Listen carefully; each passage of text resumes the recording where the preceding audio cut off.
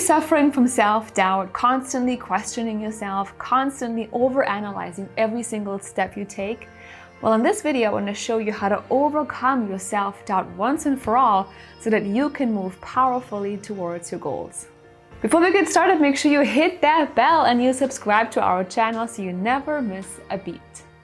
Welcome to Powerhouse Business on YouTube. I'm your host, Carolyn Soldo. I'm a business owner, business scaling master, and mom of 2 boys. I love thinking big, pushing boundaries, and doing things differently.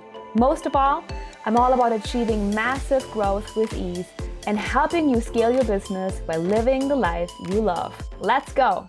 Hi there, Powerhouse. It's Carolyn here. Today I want to do things a little bit differently. I'm in my office. I want to record this episode and make things a little more casual because this topic is so important. And time again, I work with clients, amazing men and women, powerful people, and they suffer from self-doubt and they hold themselves back and they analyze every single step they take. And now listen, I'm not a stranger to this. I used to suffer from self-doubt. It comes back once in a while, but I have some really powerful beliefs and processes that help me strengthen myself and move towards my goals without holding myself back. And I know how painful it is when you're doubting yourself, because deep down you know that you are holding yourself back. Deep down you know that you could be doing so much more, that you could experience so much more excitement, that you could be experiencing so much more joy and power in what you do, but instead you feel like you can't move. You can't make decisions. You don't know which way to go. You're afraid of failing. You're afraid of taking the wrong step. So you don't move forward at all, or you're moving forward, but you're only doing it, in a muted way and in a really sort of, step-by-step way. So you're not really going all in. I know you understand what I'm trying to say. So it's winter in Buffalo right now, and I have 2 boys. My older son, Anthony, is 13, and my younger son, Mateo, is 11. And since they were both really able to walk, we had them on hockey skates. We live in Buffalo, there's long winters, and we figured, hey, we have to do something with our boys and give them something to do in the wintertime. So we taught them how to skate, and over the years, both of them turned into amazing hockey players. The older one is a forward and the younger one turned out to be a really great goalie. So both of these boys have the same skating abilities. At the same time, we taught them how to ski. So when they were still really little, 3 or 4 years old, we went skiing with them and we took lessons and we went down the bunny hill with them, and they both did really well. Now, fast forward this year, again, one is 13, one is 11. We went skiing again, and we took a couple of years off. So they had a couple of years between their last, time on skis. And we thought, it's like riding a bike, we'll get right back into it. But we saw a huge difference, a really big difference in our boys.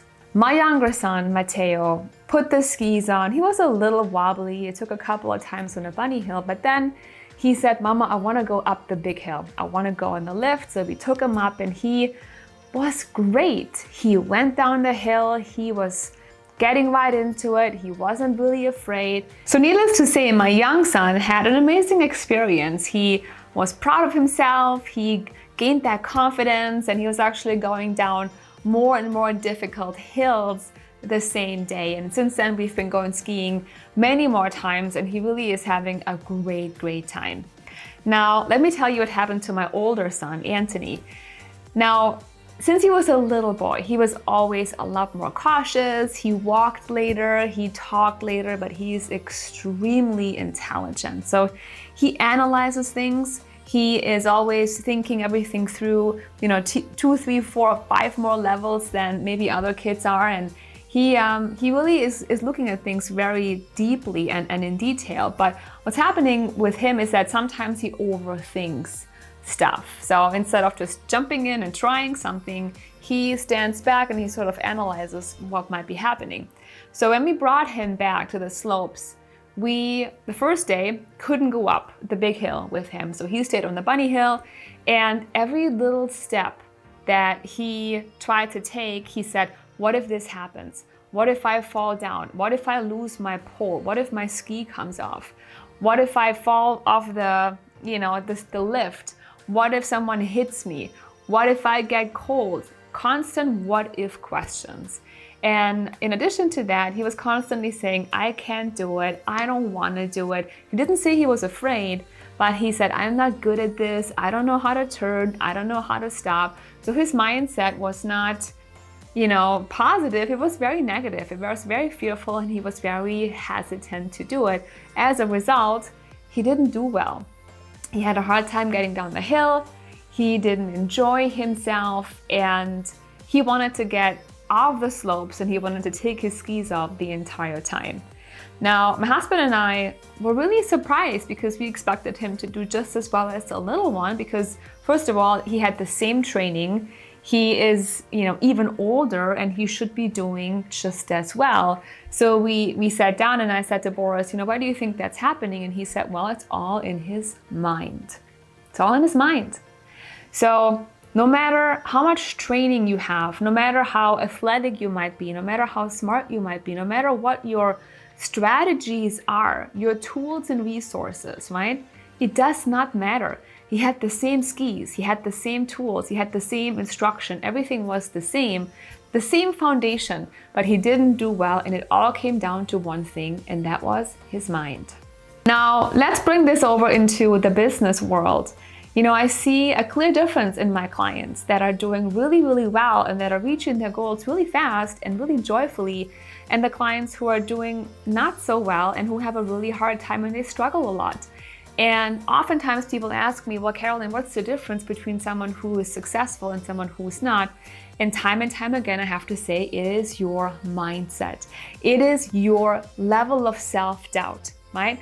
So let's talk a little bit about how you can overcome self-doubt, whether you have a lot of it or you just have a little bit of it, and how you can use 3 specific things, right? Shifts in how you look at the world to help you let go of that self-doubt or stop it. Stop the momentum before it even sets in and hits you. The first thing you should do is decide that you really want to do this. Really decide. Because when I see my son and he's struggling so much with skiing, I want to ask him, do you actually want this, right? And he will probably say no, but deep down, he wants to ski.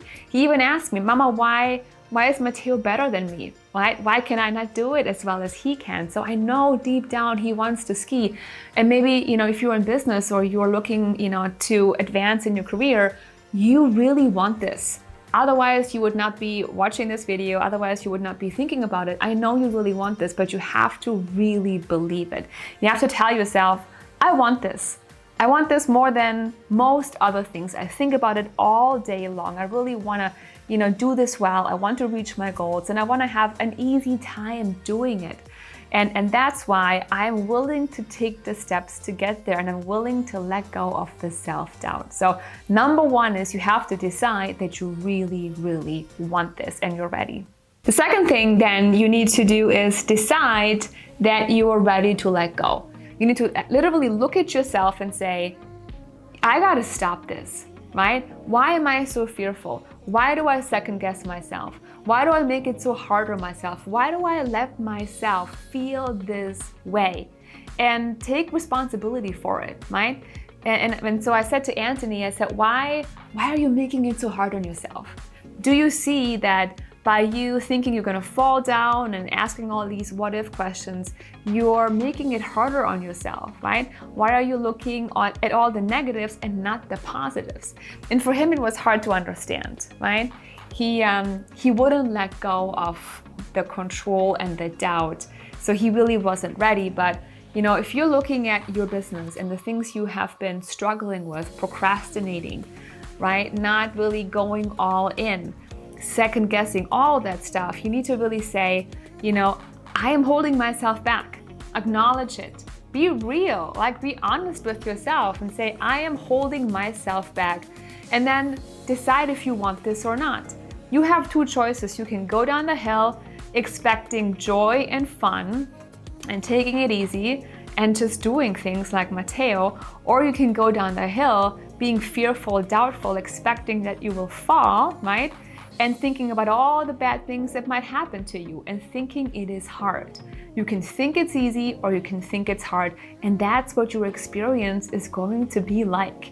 No matter what tools you have, no matter what strategy you're using, it does not matter. It's how you choose to look at things. So you have to decide that it's enough of the self-doubt, enough of the negativity, and that you're ready to choose that ease, that joy, that excitement for what it is that you're doing. Once you understand that you've been holding yourself back, then you can choose to do it with joy. This is really the big secret of life and the big secret of achieving anything you want to achieve.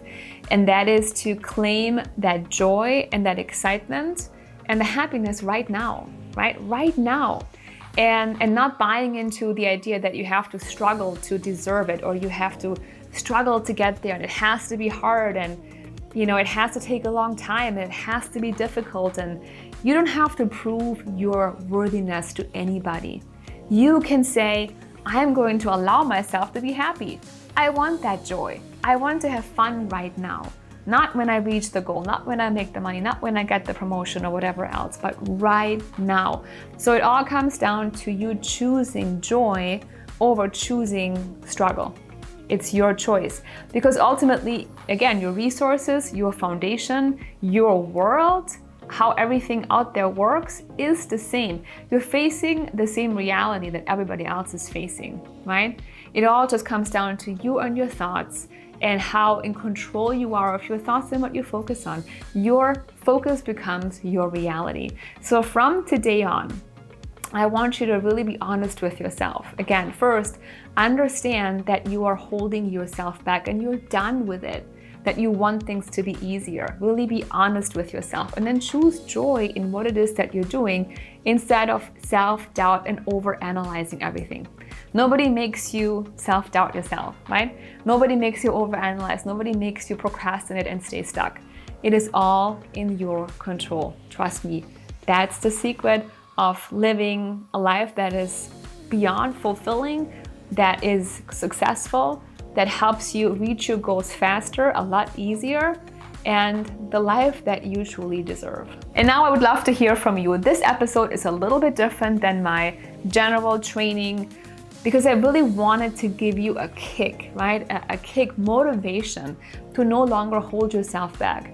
Because honestly, no matter how many marketing plans and strategies and tips and trainings I do for you, if your mind is not in the right place, and if you don't allow yourself to let go of self-doubt and actually jump into it joyfully, it does not matter how many trainings and workshops and classes and books and things I do for you, because you will still struggle with the execution, but no more of that. So leave me a comment below. I would love to have a conversation with you. How do you deal with self-doubt? What awareness do you have now, and how do you want to approach your work and life in general going forward, right? What are you choosing starting today? Now focus on your goals. Better yet, focus on your joy. Focus on ease. Focus on making things exciting, and stop looking at what's hard, what's challenging, and what makes you feel doubtful. I believe in you. I believe in your message, and I want you to bring your message and your skills and your expertise out there to so many more people. If you like this episode, give me a like, share it with your friends, and make sure you come back again next week. Thank you so much for watching, and I'll see you soon. Are you a woman business owner looking for the best ways to grow your business without working more? In my most popular training, I'll show you your biggest opportunities and what might be blocking your growth right now. Let's grow your business while making real space on your calendar, experiencing ease, spending time with loved ones, automating everything that makes sense, and letting go of overwhelm. Go to bullseyefix.com to watch the video right now.